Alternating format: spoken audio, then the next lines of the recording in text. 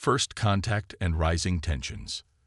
The year was 2189, and humanity had finally broken free from the confines of its solar system.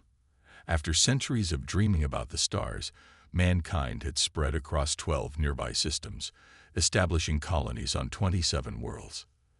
The United Earth government had evolved into a loose federation of planets, each maintaining their autonomy while united under the banner of human progress. Commander Maya Chen stood on the observation deck of the UEG flagship Horizon, watching as the blue-green jewel of Proxima Centauri grew larger in the viewscreen. After 15 years of terraforming, the planet, nicknamed New Eden, had become humanity's crown jewel, a symbol of what human ingenuity could accomplish. Beautiful, isn't it? Admiral James Reeves joined her at the viewport, his weathered face reflecting the planet's glow. "Yes, sir," Chen replied. "Hard to believe it was a barren rock just 2 decades ago."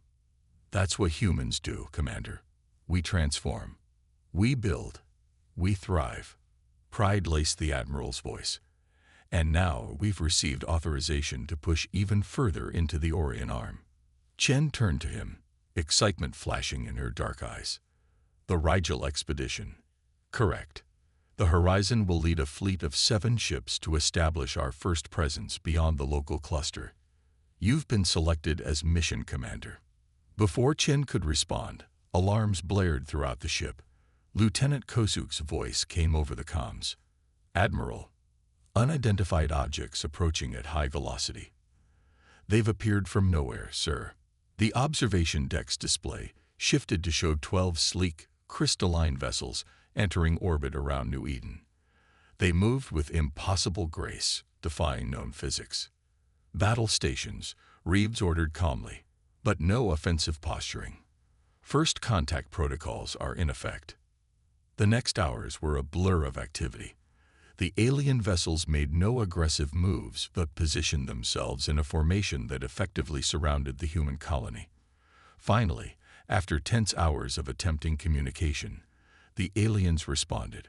The holographic display on the Horizon's bridge flickered to life, revealing a tall, willowy creature with 6 limbs and skin that seemed to shift colors like living opals. Its voice, when translated by the ship's AI, carried an odd musical quality. "We are the HFY Collective," it announced. "Your presence has been noted. Your expansion ends now." Admiral Reeves stood tall. "I am Admiral James Reeves of the United Earth Government. We come in peace and seek dialogue." The alien's skin pulsed with deep crimson. "There is no dialogue. You are an infection spreading across stars that do not belong to you. The Collective has observed your kind for centuries, your violence, your consumption, your relentless growth. It cannot continue." Despite the alarming introduction, humanity persisted in diplomatic efforts. For 6 months, delegations met on neutral space stations. The HFY, they learned, were an ancient species that had achieved interstellar travel millennia before humans had invented the wheel. They were part of a loose confederation of 7 advanced species that controlled vast swaths of the galaxy. To them, humanity was a dangerous upstart, expanding too rapidly and too recklessly.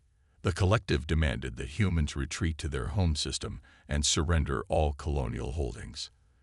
In return, they would be protected as a developing species until they had matured sufficiently, a process the HFY estimated would take approximately 10,000 years. President Ileana Santiago addressed the United Nations from New York City, her voice broadcast to every human settlement across the stars. "We have extended every diplomatic courtesy to the HFY Collective," she said, her expression grave. "We have offered compromise, slowed expansion, shared territories, cultural exchange. Every offer has been rebuffed. They demand nothing less than the abandonment of all we have built beyond Earth, trillions in infrastructure, millions of human lives uprooted, our future contained and controlled by beings who view us as little more than dangerous children." She paused, her eyes sweeping across the assembly. "Humanity will not submit to extinction by retreat. We will not surrender our future. We have authorized additional military resources to ensure the defense of our colonies. We remain open to peaceful resolution, but we stand ready to protect what is ours." The HFY response came swiftly.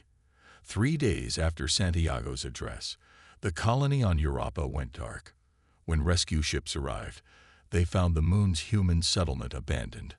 Every single colonist gone without a trace. The only evidence was strange crystalline structures where habitation domes had once stood. Similar incidents followed across the outer colonies.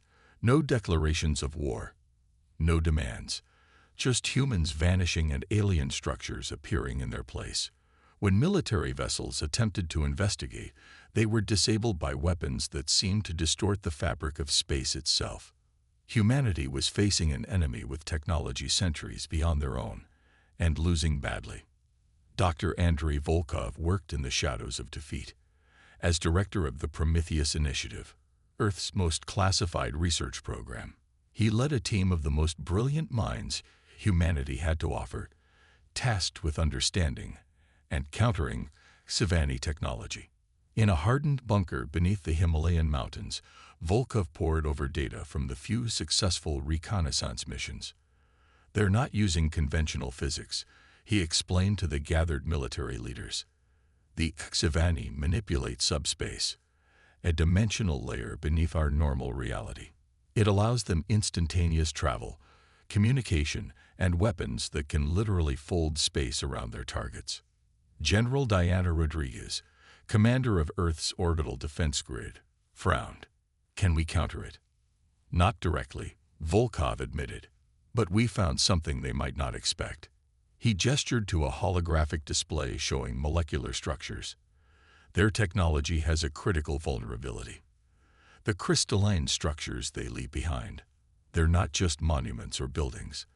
They're nodes in a vast network, like a nervous system connecting their operations." He smiled thinly. "And we figured out how to give that nervous system the equivalent of a seizure." The discovery was humanity's first real hope. While the HFY continued their methodical erasure of human colonies, the Prometheus Initiative worked feverishly to develop a weapon that could target the alien network. The challenge was delivering it. Any large fleet movement was instantly detected and neutralized by the vastly superior HFY forces. The solution came from an unexpected source. Captain Laila Sharma of the merchant vessel Wanderer had discovered that small, unassuming ships could sometimes slip past HFY patrols if they followed specific commercial routes and maintained minimal energy signatures.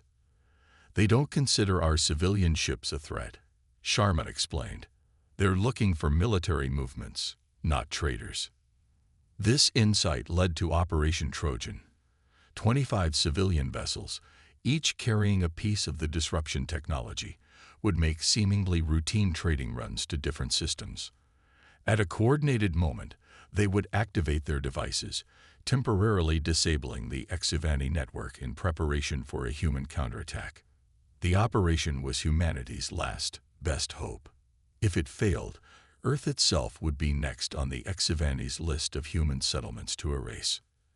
As the merchant ships slipped quietly through the stars, carrying humanity's desperate gambit, Maya Chen, now promoted to captain, prepared to lead the counteroffensive. The future of the human species hung in the balance. The war that forged an empire. "All ships report ready status," Lieutenant Commander Jackson announced from his tactical station aboard the UEG Defiance. Captain Maya Chen nodded, her expression carved from stone. After months of preparation, Operation Trojan was about to commence. 25 civilian ships were in position across 12 star systems, each carrying a piece of Dr. Volkov's disruptor technology.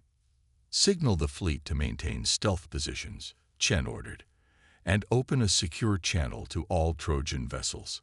When the connection was established, Chen spoke clearly and deliberately. "This is Captain Chen. The time is now. For Earth, for humanity, activate." Across 12 star systems, human merchants activated their hidden payloads. The effect was immediate and spectacular. The crystalline HFY structures began to pulse with erratic energy, their usual shimmer replaced by chaotic flashes. The vast subspace network that the aliens relied upon convulsed with artificial interference. "It's working," Dr. Volkov reported from Earth Command. "Their network is experiencing cascade failures across all monitored systems." President Santiago's voice came through on the priority channel. "All military vessels. This is the President. Operation Hammer is authorized. I repeat, Hammer is authorized." Chen turned to her bridge crew. "You heard the President. All ships, battle formation, weapons free." For the first time since the conflict began, humanity launched a coordinated offensive against the HFY. With their subspace network temporarily crippled, the aliens lost their greatest advantages: instantaneous communication, perfect coordination, and the ability to predict human movements. The battle for New Eden became the first true victory for human forces.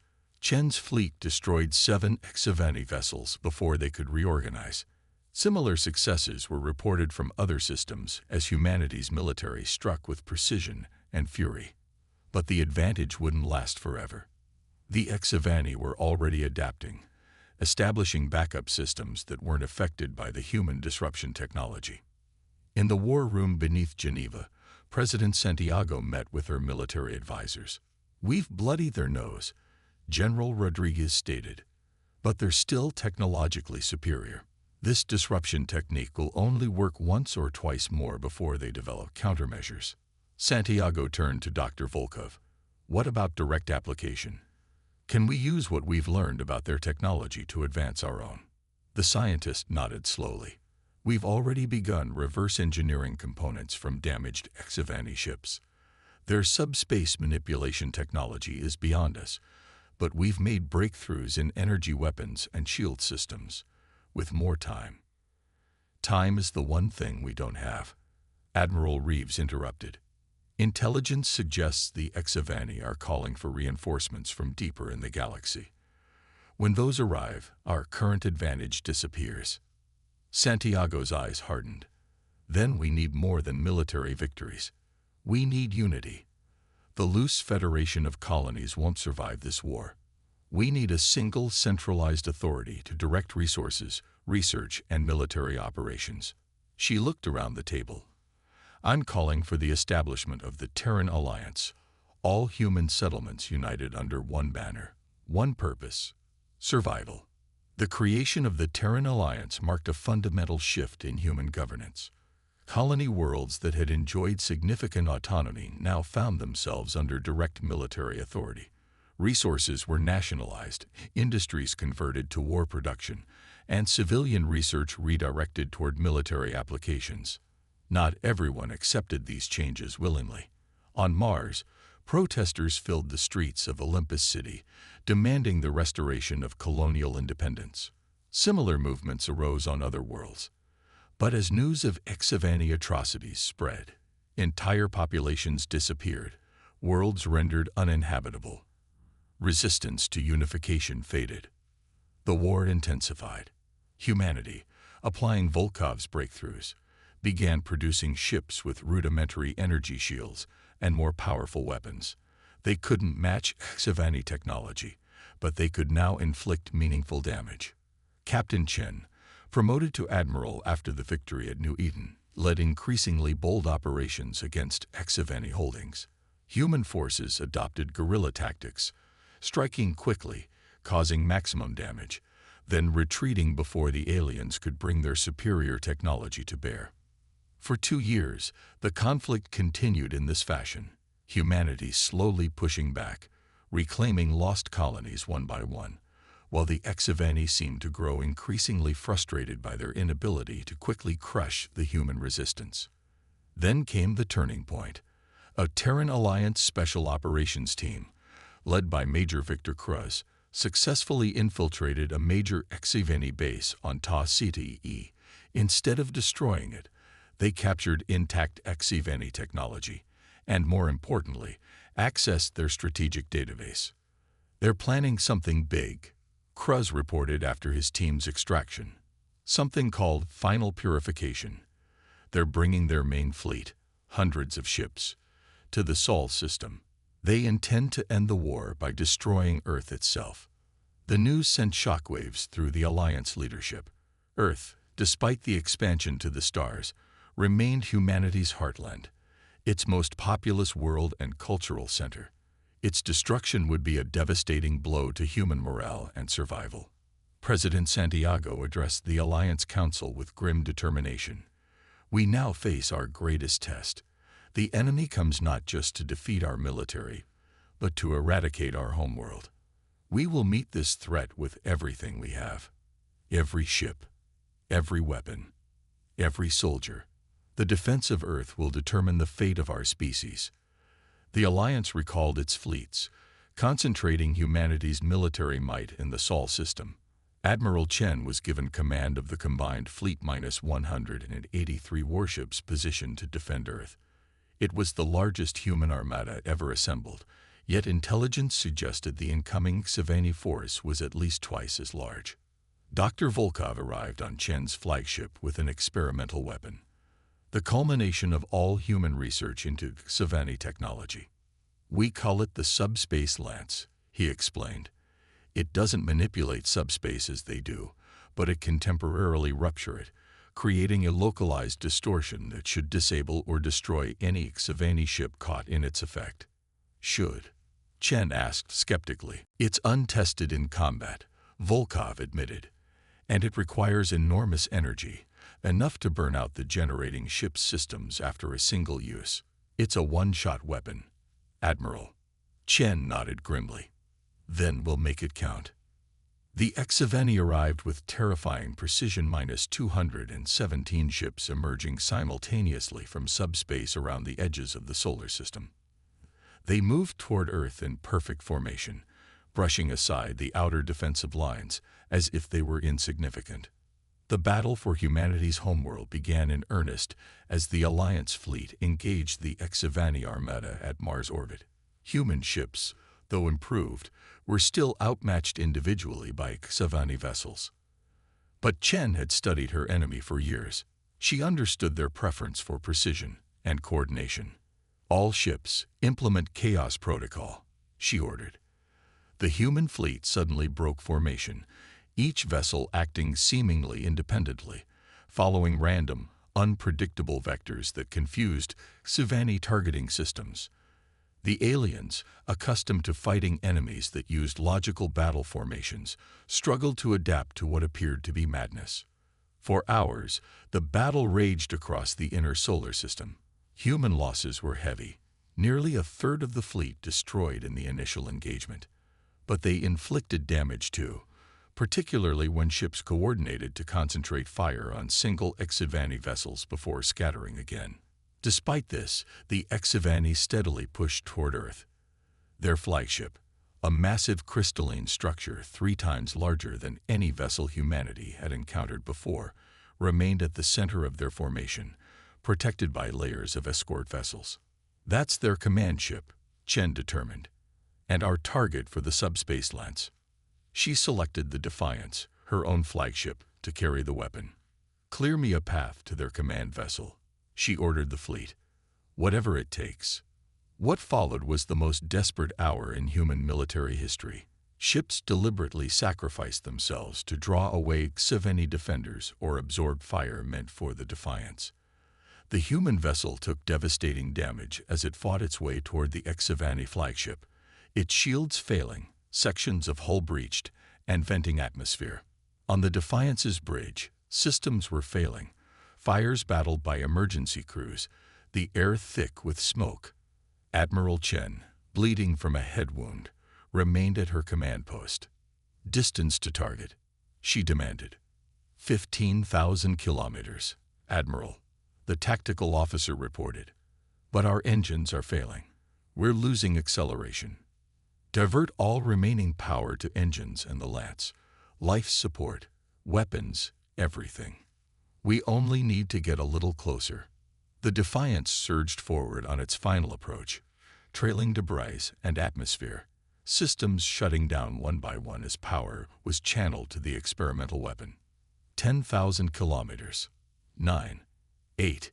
They're targeting us with everything they have. Admiral. Chen's eyes never left the view screen, where the crystalline HFY flagship loomed ever larger. Steady. Hold course. 5,000 kilometers. Fire the lance. The subspace lance activated, drawing the last reserves of power from the dying human vessel. A beam of distorted spacetime, invisible except for the shimmering effect it created in the vacuum, lanced out toward the HFY flagship. When it struck, reality itself seemed to convulse around the alien vessel. The crystalline structure twisted, sections of it disappearing into subspace rifts, while others materialized at impossible angles. The carefully ordered lattice of the ship collapsed in on itself as fundamental forces became chaotic and unpredictable within the distortion field. The HFY flagship didn't explode so much as it ceased to exist in normal spacetime, leaving behind only fragmentary echoes of its structure. The effect rippled through the HFY fleet. Their subspace network, centered on the flagship, collapsed entirely. Ships lost coordination, some firing on allies in confusion, others attempting to retreat only to have their subspace drives malfunction catastrophically. The human fleet, though battered, seized the moment. With the HFY in disarray, Chen's second-in-command, Commodore Ortiz, ordered a full assault on the remaining alien vessels. For the first time, humanity fought not merely to survive, but to win. In the aftermath, as rescue ships picked up survivors and assessed the damage, President Santiago addressed what remained of humanity's combined fleet. "Today, we have not merely defended our homeworld," she declared, her voice carrying to every ship and colony across human space. "We have proven that humanity will not be subjugated, will not be erased, will not be denied its place among the stars." She paused, letting the moment extend before continuing. "The loose alliance that served us in peacetime would not have survived this conflict. The unified command that carried us through this war cannot now be abandoned. Today, I am proposing the formation of the Terran Empire, not an empire of conquest, but an empire of protection. A single government for all humanity, dedicated to ensuring that what happened here can never happen again." The Terran Empire was born from necessity and forged in humanity's deadliest conflict. Under its banner, human expansion resumed, now with military outposts preceding colonial development. HFY technology, captured and reverse-engineered, accelerated human advancement by centuries.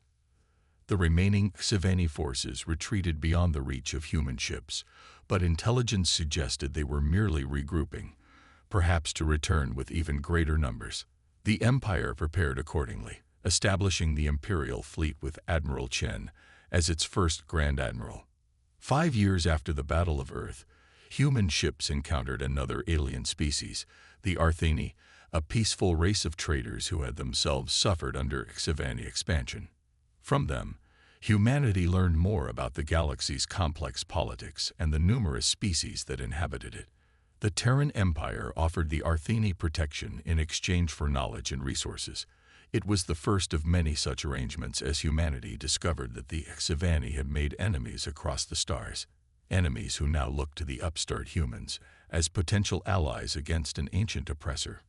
Grand Admiral Chen, standing on the observation deck of the new Imperial flagship Ascendant, watched as diplomatic vessels from 3 alien civilizations approached the recently established Terran Embassy station. "Did you ever imagine this?" President Santiago, now styled as Empress Santiago, asked as she joined Chen at the viewport. "That we would go from fighting for survival to becoming a galactic power in less than a decade?" "No," Chen admitted, "but I always believed humanity would find its place among the stars." Santiago nodded thoughtfully. "The HFY will return eventually. And when they do, they won't face a scattered collection of colonies. They'll face an empire and its allies." Chen smiled grimly. "They tried to prevent our rise. Instead, they forged us into something stronger than we ever would have become on our own." Beyond the viewport, the stars beckoned, no longer a realm of terror and survival, but a frontier of opportunity, expansion, and destiny for the newly ascendant Terran Empire.